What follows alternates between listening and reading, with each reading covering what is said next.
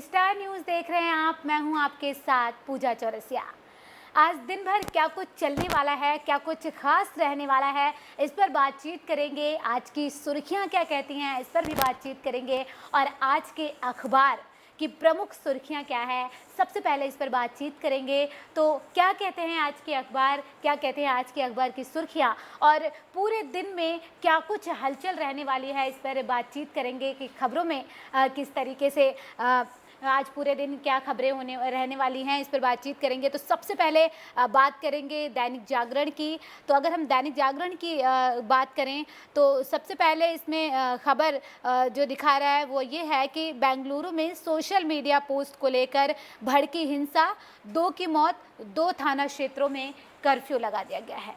तो ये खबर क्या है, इस पर अगर हम बातचीत करें तो बता दें कि बेंगलुरु में सोशल मीडिया पर भड़काऊ पोस्ट को लेकर कांग्रेस विधायक के जो है बेंगलुरु आवास पर धरना प्रदर्शन किया गया है, जिसमें करीब 2 लोगों की जो है मौत हो गई है। वहीं 110 लोग गिरफ्तार किए गए हैं, जबकि 60 जो पुलिसकर्मी हैं वो इस पूरे मामले में घायल हैं। तो ये बहुत बड़ी खबर अगर हम देखें आज जो पूरे दिन में रह सकती है। जिस तरीके से सोशल मीडिया पर पोस्ट डाला गया, कांग्रेस विधायक के भतीजे ने सोशल मीडिया पर भड़काऊ पोस्ट डाला था, जिसके बाद से हिंसा भड़क गई और जो है प्रदर्शन किया जा रहा था कांग्रेस विधायक के घर के बाहर, जिसके बाद जो ये विवाद था इतना ज़्यादा बढ़ गया, ये हिंसा इतनी ज़्यादा बढ़ गई कि पुलिस को इस पूरे मामले में हस्तक्षेप करना पड़ा और इसके बाद जो है फायरिंग भी करनी पड़ी, क्योंकि भीड़ बहुत ज़्यादा जमा हो गई थी।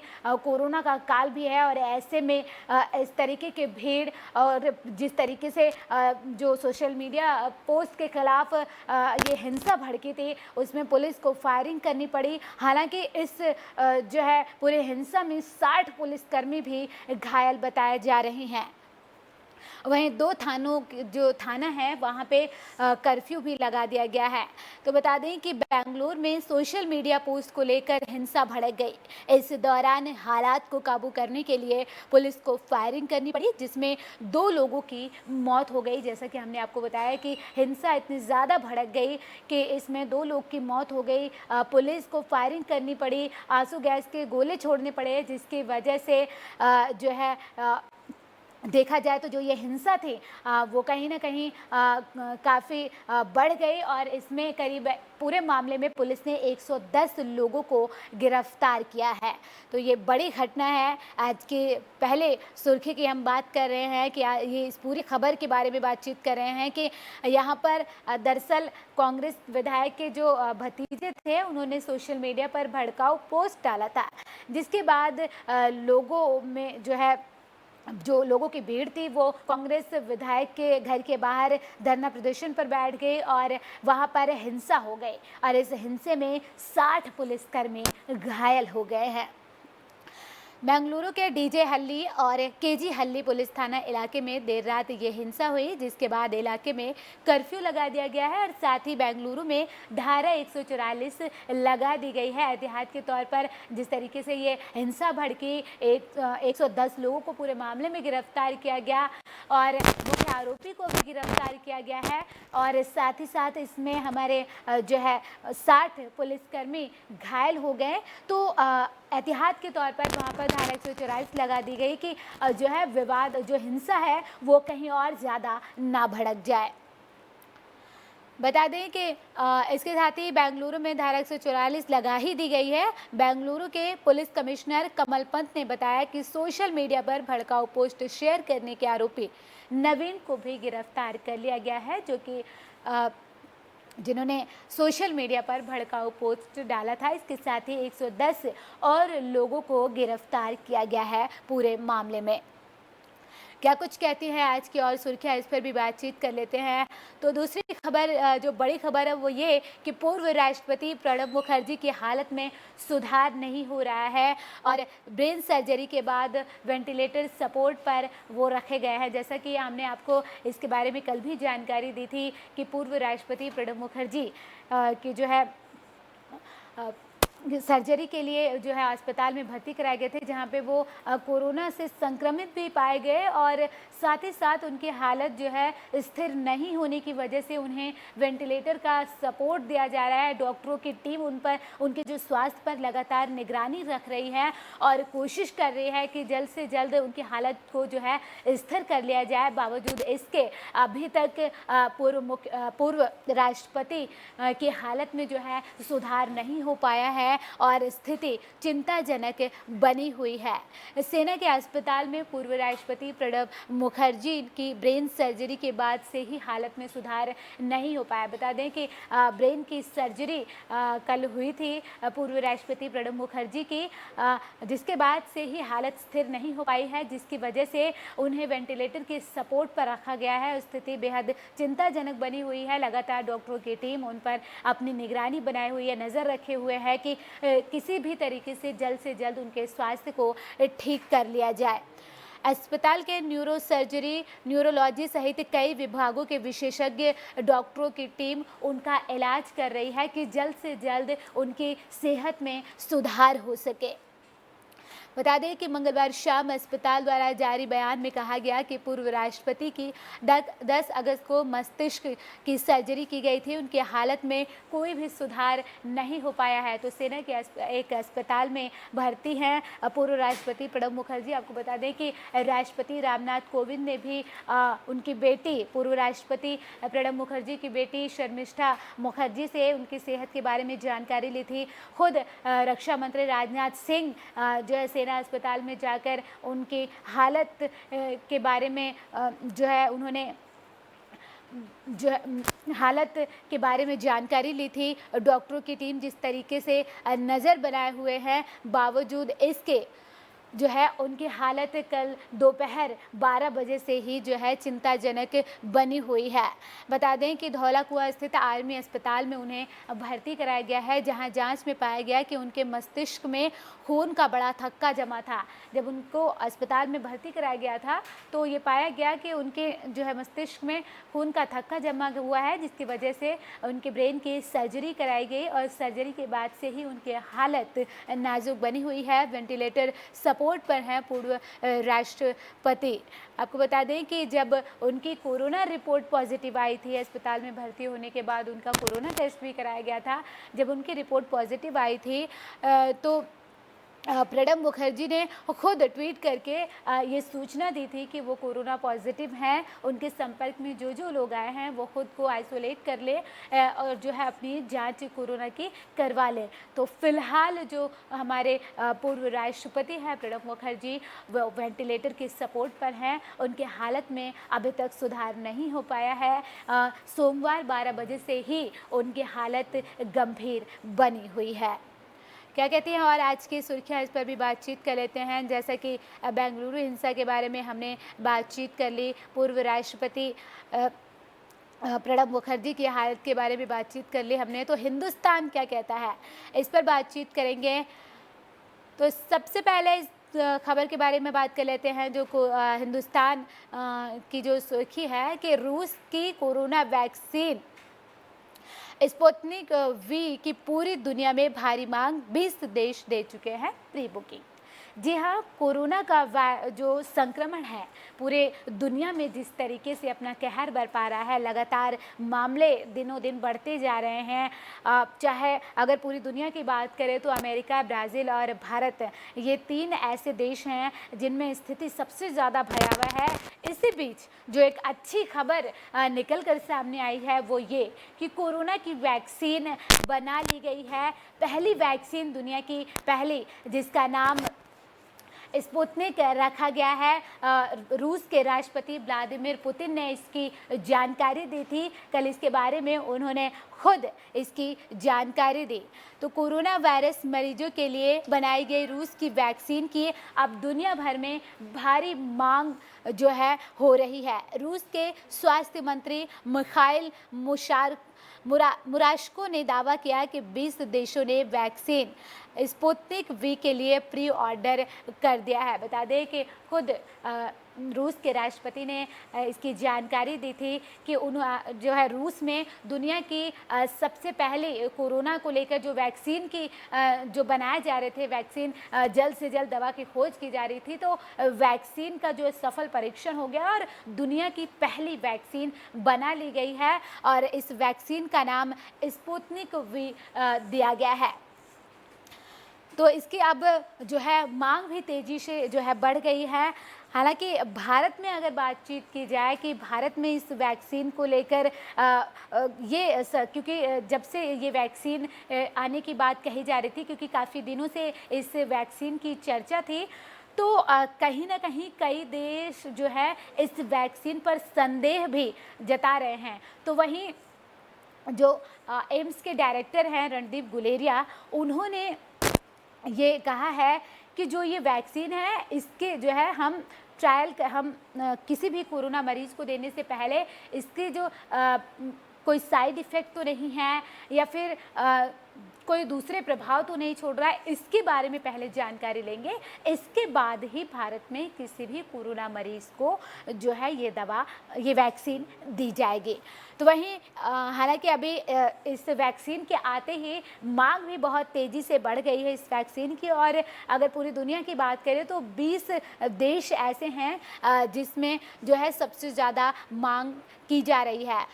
तो रूस के स्वास्थ्य मंत्री ने बताया है कि 20 देशों ने वैक्सीन स्पुतनिक वी के लिए प्री ऑर्डर कर दिया है। उन्होंने बताया कि दुनिया के 20 देशों ने वैक्सीन की करोड़ों डोज खरीदने में रुचि दिखाई है।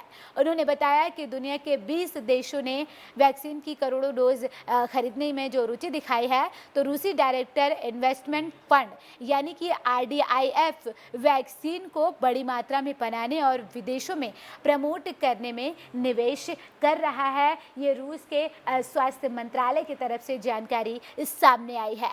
रूसी वैक्सीन से संबंधित वेबसाइट ने दावा किया है कि उन देशों के नामों को बताया गया है जिन्होंने स्पुतनिक वी को खरीदने की जो है इच्छा जताई है। जो कहा जा रहा है रूस के स्वास्थ्य मंत्रालय की तरफ से कि 20 ऐसे देश हैं जिनमें भारी मांग की गई है स्पुतनिक वी वैक्सीन की, जिसमें भारत का नाम भी शामिल है। इसके साथ ही सऊदी अरब, इंडोनेशिया, फिलीपींस, ब्राज़ील, मैक्सिको, ये ऐसे कई देश हैं जिन्होंने इस वैक्सीन की मांग की है। जैसे कि आप सभी जानते हैं कि ब्राज़ील और अमेरिका में सबसे ज़्यादा मामले हैं, तो वहीं भारत, सऊदी अरब और इंडोनेशिया जैसे देश भी शामिल है जिन्होंने इस वैक्सीन की मांग की है। हालांकि भारत की अगर हम बात करें तो भारत में इस वैक्सीन की जो सुरक्षा की बात करें और मरीजों की सुरक्षा की हम बेसिकली बात कर रहे हैं कि कहीं इस वैक्सीन का कोई साइड इफ़ेक्ट तो नहीं होगा। जो लोग हैं उनकी रोग प्रतिरोधक क्षमता को बढ़ाने में जो है ये कितना कारगर होगा, इसकी जांच के बाद ही कोरोना मरीजों को जो है ये वैक्सीन दी जाएगी। हालांकि अभी तक ये कहा जा रहा है कि जो डॉक्टर्स हैं उनको ये जो है वैक्सीन दी जाएगी। फ़िलहाल इसकी मांग जो है तेज़ हो चुकी है। दुनिया की पहली वैक्सीन सामने आ गई है। कहीं ना कहीं ये एक अच्छी खबर सामने आई है। जिस तरीके से दुनिया में कोरोना के मामले बढ़ रहे हैं, लोगों को इस बात की चिंता सता रही है कि कैसे आखिर इस महामारी से निजात पाया जाए, तो कहीं ना कहीं इस बीच ये एक राहत की खबर सामने आई है। अगर ये वैक्सीन कारगर होती है तो कहीं ना कहीं जो इस महामारी ने जो विकराल रूप धारण कर लिया है उससे लोगों को निजात मिल जाएगा। हालांकि ये भी कहा जा रहा है कि ये जो वैक्सीन है ये किसी भी इंसान पर 2 साल तक इसका असर रहेगा। अब वैक्सीन के आने के बाद ही और उसके बाद मरीज़ों को दिए जाने के बाद ही इसके जो कितना इफ़ेक्ट है ये पता चलेगा, लेकिन फ़िलहाल ये राहत की खबर सामने आई है। और क्या कुछ आज की सुर्खियां हैं, क्या खबरें हैं, पूरे दिन में क्या कुछ चलने वाला है, अमर उजाला इस पर क्या कहता है, इस पर बातचीत कर लेते हैं।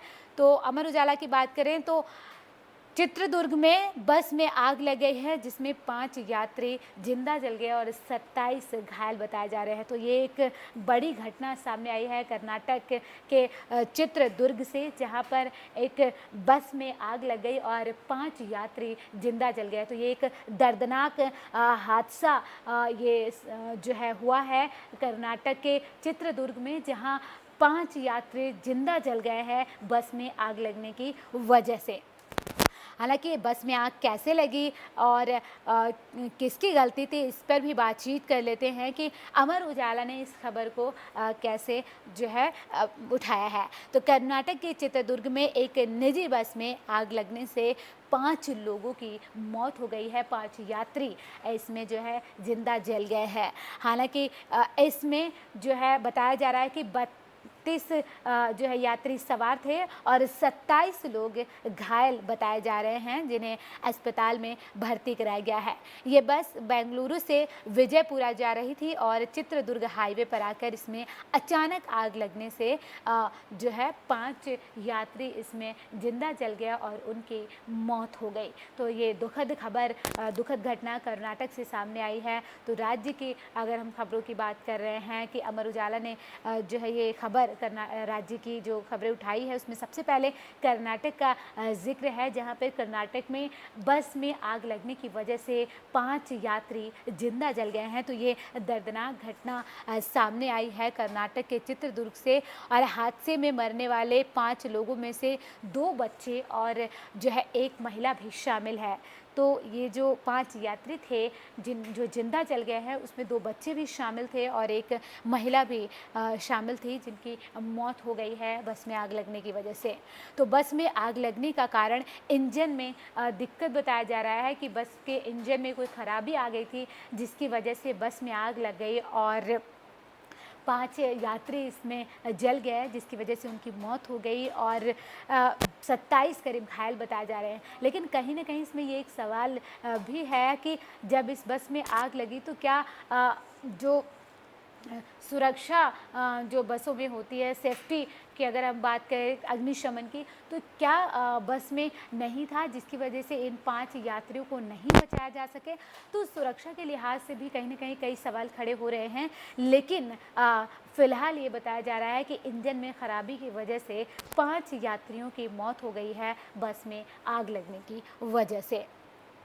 क्या कुछ और आज की खबरें हैं, राज्यों की हम खबरों की बात कर रहे हैं तो इस पर बातचीत करें तो मथुरा एक्सप्रेस वे पर दर्दनाक हादसा हुआ है और बस में कैंटर ने टक्कर मार दी जिसमें 4 की मौत हो गई है। जैसा कि हमने आपको अभी कर्नाटक हादसे की खबर बताई, वहीं मथुरा में भी एक्सप्रेस वे पर दर्दनाक हादसा हो गया है। यहाँ पर खड़ी बस में कैंटर ने जो है टक्कर मार दी जिसकी वजह से 4 लोगों की जान चली गई। तो ये भी एक बड़ी घटना सामने आई है जिसमें 4 लोगों की मौत हो गई। तो दर्दनाक हादसा हुआ है उत्तर प्रदेश के मथुरा ज़िले में, जहाँ पर 4 लोगों की इस हादसे की वजह से मौत हो गई है, जबकि 8 लोग इस पूरे हादसे में घायल बताए जा रहे हैं। घायलों को अस्पताल में भर्ती कराया गया है और पुलिस ने शवों को कब्जे में लेकर पोस्टमार्टम के लिए भेज दिया है और आगे की जांच कर रही है। बहरहाल आपको ये बता दें कि मथुरा के जमुना पार थाना इलाके में बुधवार सुबह करीब 7:15 बजे एक्सप्रेसवे के 105 माइलस्टोन पर जो है बस ये हादसा हुआ, जहां पर एक खड़ी बस के में पीछे से कैंटर ने टक्कर मार दी जिसमें 4 लोगों की मौत हो गई। मरने वालों में 3 बस के यात्री थे। ये सभी बस के पीछे खड़े होकर दातून कर रहे थे, यानी कि सुबह सुबह जब लोग जो है दातून कर रहे थे, बस के पीछे खड़े थे, उसी दौरान जो है कैंटर ने खड़ी बस में टक्कर मार दी और उसके पीछे जो यात्री खड़े थे उनकी इस हादसे में दर्दनाक मौत हो गई। जबकि एक कैंटर चालक की भी मौत हुई है। हादसे में 8 लोग कुल घायल बताए जा रहे हैं, जिन्हें अस्पताल में इलाज के लिए भर्ती कराया गया है। लेकिन ये एक दर्दनाक हादसा मथुरा से भी सामने आया है। कर्नाटक में बस में आग लगने की वजह से 5 लोगों की मौत हो गई। वहीं मथुरा की अगर हम बात करें यूपी के, तो वहां पर खड़ी बस में कैंटर ने टक्कर मार दी, जिसकी वजह से 4 लोगों की जान चली गई। मृतकों की शिनाख्त जो है मोहम्मद रमजानी पुत्र अंसारी निवासी सिसिया पंचायत थाना बराड़ी जिला कटिहार बिहार, गोपाल पुत्र मंगल निवासी कटिहार, मोहम्मद शमशेर जो है सिसिया पंचायत बराड़ी बिहार के रूप में हुई है। जबकि कैंटर चालक की पहचान नरेंद्र मिश्रा पुत्र तारा सिंह निवासी लाल गोपालगंज इलाहाबाद के रूप में हुई है। यानी कि जो 3 जो यात्री थे वो बिहार के थे और जो कैंटर जो था जिसने टक्कर मारी थी उसमें जिस चालक की मौत हो गई है वो इलाहाबाद का रहने वाला था। ये दर्दनाक हादसा सामने आया है। वहीं कुछ और खबरों की बात करें तो एक खबर जो लगातार सुर्खियों में बना है वो है सुशांत सिंह राजपूत।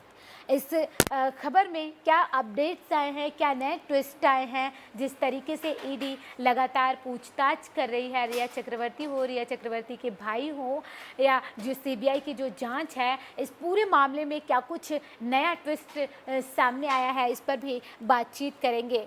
तो कॉल डिटेल से खुलासा हुआ है, तो क्या नए खुलासे हुए हैं इस पर बातचीत करेंगे कि कई बॉलीवुड सेलेब्स के टच में थी रिया, आमिर खान को भी किया था फ़ोन। तो एक नाम इसमें एक और जुड़ गया है कि जो रिया चक्रवर्ती थी उनकी जो कॉल डिटेल खंगाली गई है उसमें ये निकल कर सामने आया है कि वो कई सेलिब्रिटीज़ के टच में थी, जिसमें आमिर खान का भी नाम निकल कर सामने आ रहा है। अब क्या है ये पूरी खबर, इस पर बातचीत करें तो सुशांत सिंह राजपूत खुदकुशी मामले में एक के बाद एक नए खुलासे हो ही रहे हैं। अब इस मामले में रिया चक्रवर्ती के कॉल रिकॉर्ड से काफ़ी जानकारी सामने आई है। कॉल रिकॉर्ड से पता चला है कि रिया सुपरस्टार आमिर खान, श्रद्धा कपूर, रकुल प्रीत सिंह, आदित्य रॉय कपूर, राणा दग्गुबाती, सनी सिंह और स्वर्गीय सरोज खान जैसी कई हस्तियों के संपर्क में थी। सुशांत सिंह राजपूत की मौत के मामले में रिया और उनके परिवार के सदस्यों से सीबीआई और ईडी लगातार पूछताछ कर रही है। रिया से भी ईडी ने 2 बार पूछताछ की है। मनी लॉन्ड्रिंग का मामला ईडी की तरफ से दर्ज किया गया है, जिस मामले में ईडी ने रिया चक्रवर्ती से 2 बार पूछताछ की है। वहीं सीबीआई भी लगातार पूछताछ कर रही है। न सिर्फ रिया बल्कि रिया के परिवार के जो भी सदस्य हैं उनसे भी लगातार पूछताछ कर रही है।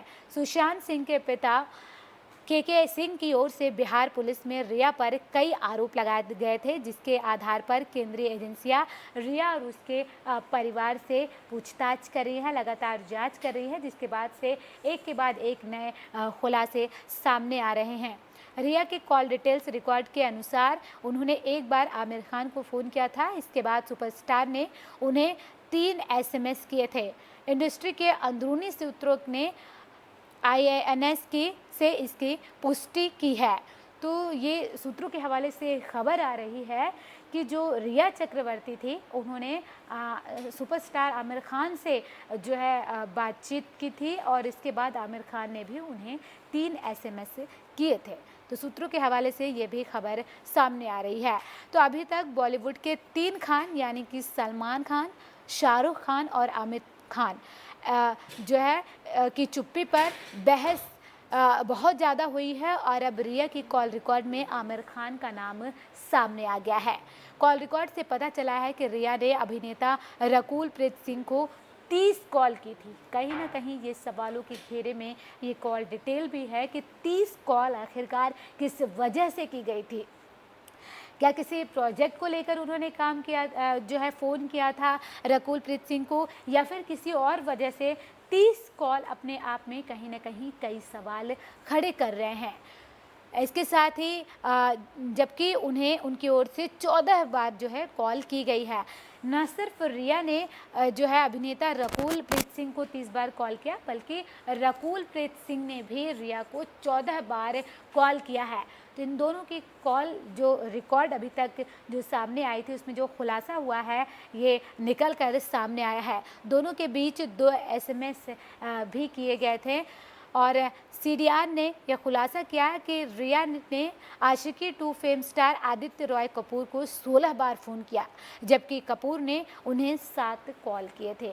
अब जो ये नया ट्विस्ट इस पूरे मामले में जुड़कर आया है, क्योंकि कहीं न कहीं जो बॉलीवुड के जो सुपरस्टार कहे जाते हैं, चाहे वो आमिर खान हो, शाहरुख खान हो या फिर सलमान खान हो, इनकी जो इस पूरे मामले में चुप्पी है वो उस पर भी कई बार बहस हो चुकी है। लेकिन अब जो ये पूरा मामला है, इसमें एक नया ट्विस्ट आ गया है। कॉल रिकॉर्ड जो है उसको जब कॉल रिकॉर्ड्स को खंगाला गया, उसमें अब ये नया ट्विस्ट जुड़ा है, जिसमें कई नाम, कई सेलेब्स के नाम जो है जुड़कर इसमें सामने आ रहे हैं। हालांकि बातचीत किस वजह से हुई ये फ़िलहाल अभी तक सामने नहीं आ पाया है। ये तो रिया ही बता पाएंगी, या फिर जो सेलेब्स उनके टच में थे उन्होंने किस वजह से रिया चक्रवर्ती से इतनी बार जो है बातचीत की, SMS के ज़रिए बातचीत की, ये तो अभी जो है जांच का विषय है। CBI और ED लगातार इस पूरे मामले में जांच कर रही है। ये जांच के बाद ही सामने आएगा, लेकिन ये एक नया ट्विस्ट इस पूरे मामले में सामने आ गया है। तो देश और दुनिया की तमाम खबरों के लिए फ़िलहाल जो है बने रहिए हमारे साथ, देखते रहिए अभी स्टार न्यूज़। नमस्कार।